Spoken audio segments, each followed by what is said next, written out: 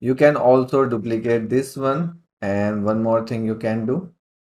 You can use the same material if you want, or you can just delete this and take this one, which is a sprite, uh, just a radial. So what you can do, make a velocity align, make the size little less, maybe 2.152, or maybe 1.23